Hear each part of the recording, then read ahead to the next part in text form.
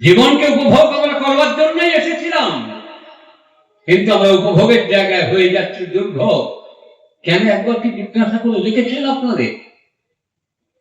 একটা মানুষ বুক ফুটে বলতে পারছে না আমি উপভোগ করছি জীবনটাকে।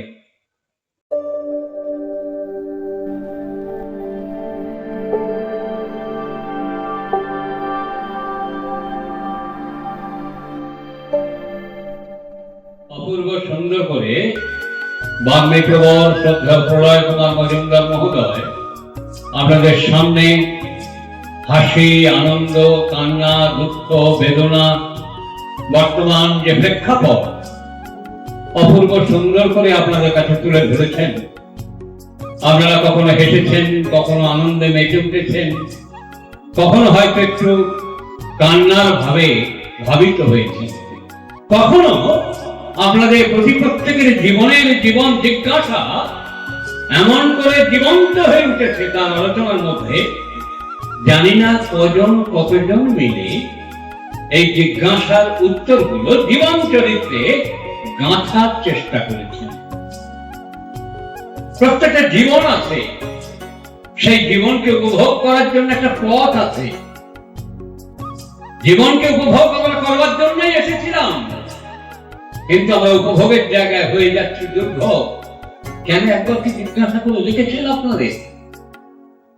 একটা মানুষ বুক ফুটে বলতে পারছে না আমি উপভোগ করছি জীবনটাকে, আমি আনন্দময় করে তুলেছি আমার জীবনটাকে।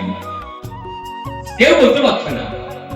সবার মধ্যে কিন্তু একটা বেদনা, হতাশা, দুঃখ, যন্ত্রণা দিনের পর দিন এগুলো কাজ করছে।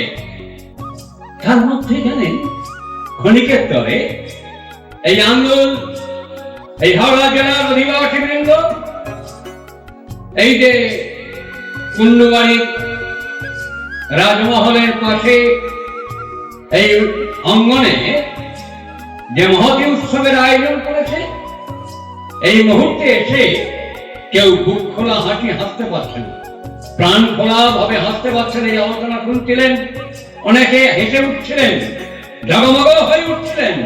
এই একটুখানির জন্য এই 2 দিন ব্যাপী যে মহা মহোৎসব উদযাপিত হচ্ছে, সেই উৎসবে প্রত্যেকের ভিতরে কান্না, ব্যথা, দুঃখ, হতাশা কোথায় যেন হারিয়ে গেছে। আবার তাকে খুঁজে পেতে হবে। এখান থেকে যখন বেরিয়ে যাবেন না, তখন খুঁজতে থাকবেন আমার সেই ব্যথাগুলো কোথায়, আমার যন্ত্রণাগুলো কোথায়, আমার সেই কান্নাগুলো কোথায়। এগুলো খুঁজতে খুঁজতে কিন্তু আপনারা আপনাদের বাড়ি থেকে এগিয়ে যাবেন। এখানে এই মুহূর্তে আছেন কিন্তু আনন্দের মধ্যে। কেন বলুন তো? আনন্দময়ের আনন্দ ধামে আপনারা এসেছেন। প্রত্যেকের মধ্যে তিনি আনন্দ সঞ্চার করছেন। এই আনন্দ থেকেই কিন্তু আমাদের জীবন, আনন্দ থেকেই কিন্তু আমরা সৃষ্টি হয়েছি। আনন্দ ধেয় খলিমানি ভূতানি জানন্তু সর্বদা। এই আনন্দ থেকে আমাদের সৃষ্টি। আপনারা কিন্তু কেউ নিরানন্দের মধ্যে থেকে সৃষ্টি হননি, আনন্দ থেকেই সৃষ্টি হয়েছেন। এই আনন্দ থেকে যখন নিরানন্দের দিকে সৃষ্টি হয়, তখন কিন্তু আমাদের প্রত্যেকের জীবনগুলো বিপন্ন হয়, পরাধীন হয়।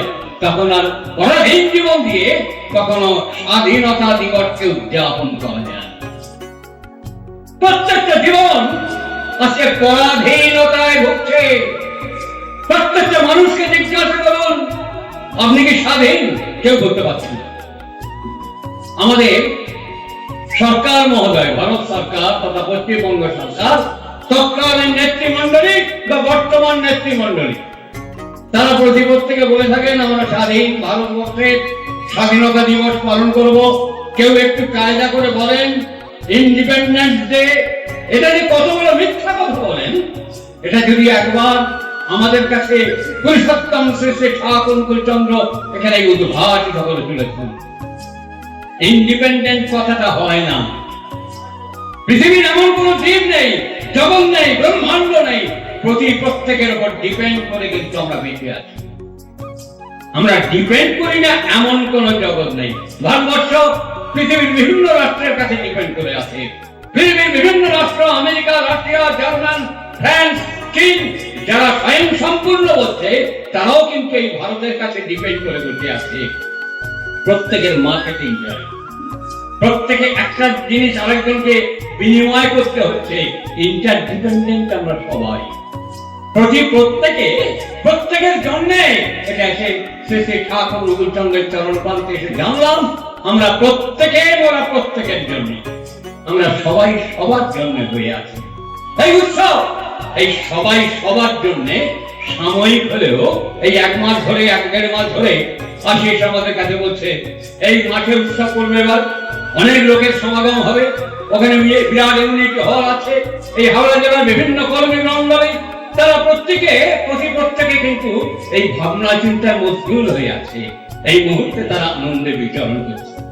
আপনারাও প্রত্যেকে কম বেশি কিন্তু আনন্দের মধ্যে ছিলেন এবং এখনো আছেন। এখান থেকে যেই চলে যাবেন তখন আনন্দ আমাদের জীবনে কোথায় যেন হারাতে থাকবে। কেন জানেন? আমরা সেই আনন্দকে ধরে রাখতে পারি।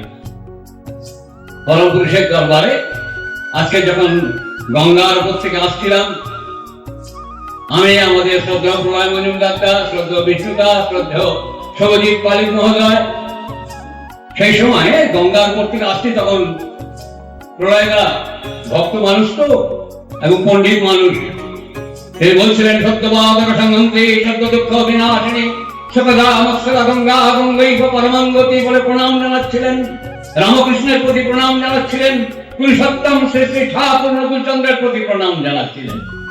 আর এই মন্ত্রটা উনি বলছেন, আমি শুনছি। আবার আমার মতো মাথা মোটা কোনো মানুষ এই মন্ত্রটা শুনে ভাবছে, ঠাকুর রামকৃষ্ণ পরমহংসদেবের দরবারে এই কাঁঠাল ভাঙতে গেলে হাতে তেল মাখতে হবে, এসব নানা রকম ঝামেলার দরকার কি বাবু? গঙ্গায় টুক করে একটা ডুব দেবো, যত আশা সব ধুয়ে মুছে সাফ হয়ে যাবে, যত পাপ সব ধুয়ে মুছে সাফ হয়ে যাবে, কোন পাপ আর আমাকে বাপ বলে তারা করতে পারবে না।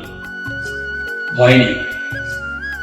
ঠাকুরের কাছে কি বলছেন? ঠাকুর আর আপনার আমাদের প্রয়োজন বলে কেন? একটু আগে পুরোহিত মশাই মন্ত্র জপ করছিলেন, মন্ত্র পড়িয়ে গঙ্গা স্নান করাচ্ছিলেন, আর সেই মন্ত্রটা শুনলাম সত্যবাদক সংহন্তি মানে এক্ষুনি, সত্য মানে এখনই সমস্ত পাপ বিনাশ করে দেবে, সত্য দুঃখ বিনাশিনী। এই গঙ্গায় চান করলে সব দুঃখ এক্ষুনি চলে যাবে, রোগ শোক ব্যাধি জ্বালা সব চলে যাবে। সুখদা মৎসদা গঙ্গা গঙ্গৈব পরমাঙ্গতি, আমাকে সুখ দেবে গঙ্গা, শান্তি দেবে এবং স্বর্গ প্রাপ্তি ঘটে যাবে, আমি মুক্তি লাভ করে যাবো। কি দরকার বাবু তোমার কাছে এসে ঝামেলার মধ্যে পড়া? ঠাকুর রঘুচন্দ্র বলছেন জলম জলম নিষ্প্রভৃতি সত্যায়িনী সদাচার, এই ঝামেলার মধ্যে পড়ার কোনো দরকার নেই। টুকুস করে গিয়ে একটা গঙ্গা স্নান করবো, সব পাপ ধুয়ে মিশে যাবে। ঠাকুর রামকৃষ্ণ পরমহংসদেব বলছেন যেই ডুবদিবি সব পাপ উঠে বাপ বলে বাবলা গাছের ডগায় ঝুলতে থাকবে। কখন জানিস? যখন তুই কখন উঠবি এর অপেক্ষায়।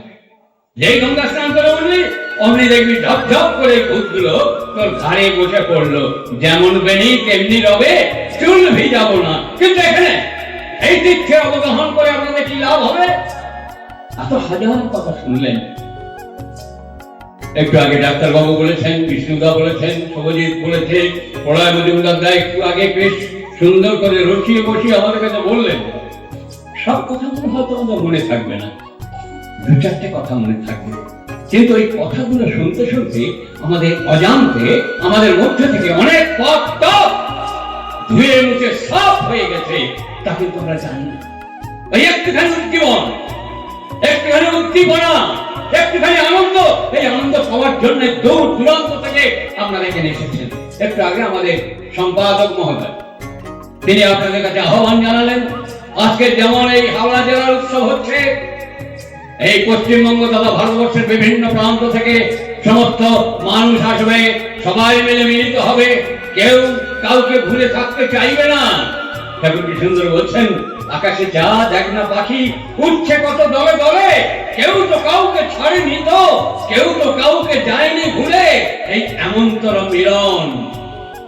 মিলন মালার যেমন আয়োজন হয়েছে, আমরা আপনারা সবাই মিলে মিলিত হয়েছি। এটা গঙ্গা স্নান নয় গো, এটা তীর্থ স্নান। প্রত্যেকের জীবনে কোনো অজান্তে আমাদের কখন গ্রহদোষ রোগ শোক গ্রহদোষ বুদ্ধি বিপর্যয় দারিদ্র্যাদি সর্বদৈনাথ মন্ত্রমে করে নিশ্চয়া শান্তিং স্বস্তিং শুভং দেহি দেহি কর্মশকো বিশলম দেহি মে জীবন বৃদ্ধি নিয়তম সুখবিদ্যুতে। এই যে আমরা বলি তার একটুখানি যেন জীবন এখান থেকে সৃষ্টি হয়। উৎসব খেলা না, প্রত্যেকটা জীবনকে জীবন্ত করে তোলার জন্য এই উৎসব। আপনারা জায়গায় এসেছেন কত কষ্ট করে কালকে থেকে এসে রাত জেগে দিন জেগে মশার কামড় খেয়ে আপনারা এই উৎসব উদযাপন করছেন। এখানে কিন্তু কি জানেন, একটু আগে বলছিলেন স্বামী স্ত্রীতে ঝগড়া করে, ছেলে পুলে দেখে, শয়তানেরই সেবক করে গোল্লার ধরে রাখে, এই ঝগড়া করছেন, আমরা করছি। কিন্তু এই যে শুনে গেলেন না, এটাই বললাম কেন, এটা গঙ্গাস্নান নয়, এটা তীর্থস্থান। তীর্থ মানে গ্রন্থের মোচন।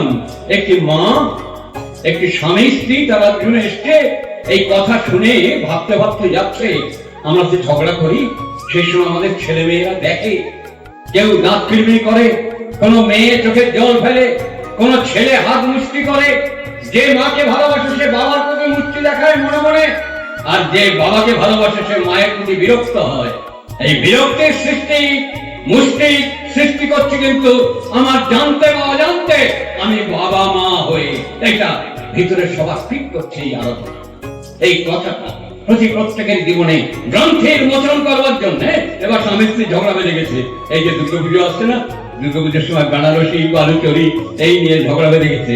ঝগড়া করতে করতে এমন সময় ছেলে ছুটতে আসছে 5-6 বছরের ছেলেটি, ও মা খিদে পেয়েছে খেতে দাও। সঙ্গে সঙ্গে স্ত্রী স্বামীর পায়ে পড়ে বলছে, তোমার পায়ে পড়ি, ছেলের সঙ্গে ঝগড়া করবো না। কালকে যে করে শুনিলেন প্রলয়দা বললেন স্বামী স্ত্রীতে ঝগড়া করে ছেলে পুলে দেখে, শয়তানের সেবক করে গোল্লার ধরে রাখে। আমরা ছেলেটাকে শয়তানের সেবক করবো, আমরা তো ইষ্টের সেবক করবো, মঙ্গলময়ের সেবক করবো, ঈশ্বরের পূজারি করবো।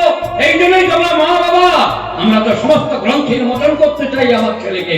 ঝগড়া বান যেখানে হয়তো সুইসাইডাল অ্যাক্ট তৈরি হতো, এই পুরুষোত্তম তীর্থে অবগান করে সেই সুইসাইডাল অ্যাক্টটা জীবনে জীবন্ত হয়ে উঠল, জীবনে ব্যাপৃত হয়ে উঠল। এইখানেই উৎসব, সেই উৎসবে আমরা এসেছি। আগামী দিনে কেন্দ্রিতে 139তম আবির্ভাব মহা মহোৎসব উদযাপিত হবে। সেই উৎসবে আমরা আবার যাব। অনেক কষ্ট করে, ট্রেনের যন্ত্রণা, বাসের যন্ত্রণা, খাওয়া নেই, ঘুম নেই, ট্রেন লেট, বহু কষ্ট করে বাড়িতে থাকতে হবে, আনন্দবাজারে কঠিন লাইন দিতে হবে, খাওয়ার জন্য যন্ত্রণা ভোগ করতে হবে, সবার জন্য যন্ত্রণা ভোগ করতে হবে, কিন্তু তার মধ্যে আনন্দ। এই আনন্দ পাওয়ার জন্যই কিন্তু আজকে পৃথিবীর মানুষ, সমস্ত পৃথিবীর মানুষ কিন্তু আনন্দ পেতে চায়। আনন্দ পাওয়ার একমাত্র জায়গা এই পুরুষোত্তম তীর্থ, পুরুষোত্তম অঙ্গন। সে ছাড়া আনন্দ কোথায় নেই, কারণ তিনি যে আনন্দময়। গোবিন্দ বলছেন, তাই আমার আনন্দ আমার পর, তুমি তাই এসেছ নিতে, আমায় নইলে ত্রিভুবনেশ্বর, তোমার প্রেম হতো যে মিছে। আরে ঈশ্বর জানেন চিরই পথ, তার 2 নেই, 3 নেই, 4 নেই, 5 নেই, 6 নেই, চিরদিন এক এবং অদ্বিতীয়। ওনার মতো একলা মানুষ আর কেউ নেই। আমাদের তো মা বাবা ভাই বোন আত্মীয় স্বজন বউ ছেলে মেয়ে সব আছে, তিনি বড় একক, তার কেউ নেই। আর সেই কেউ নেই বলে এই সুযোগে ঋষি কবীন্দ্র রবীন্দ্রনাথ ভগবানের সঙ্গে তিনি টক্কর দিচ্ছেন, তুমি আমায় ছাড়া তোমার বাঁচার কোনো পথ নেই, আমি একমাত্র তোমার আপন। কেমন আজকে আপনারা প্রত্যেকে বলুন, ঠাকুর আমি শুধু তোমায় ভালোবাসি, আমি শুধু তোমায় ভালোবাসি, আমি শুধু তোমারই, তোমার কেউ নেই নয়, আমি তোমার আছি। এই প্রতিজ্ঞা আপনারা প্রত্যেকে করুন। আপনারা প্রার্থনা করি প্রভুর চরণে আপনাদের মধ্যে এই প্রতিজ্ঞা জীবন্ত হয়ে উঠুক। আপনারাও আশীর্বাদ করুন, আমি আমার প্রভুর চরণ তলে যেন বলতে পারি, প্রভু আমি তোমাকে ভালোবাসি, আমি তোমাকে ভালোবাসি, ভালোবাসবো, আজীবন ধরে ভালোবাসবো। আমি তোমার আছি, আমি ছিলাম, আমি থাকবো। জয় গুরু। সবাই খুব ভালো থাকবেন, সবাই আনন্দ থাকবেন। জয় গুরু। বন্দে পুরুষোত্তম।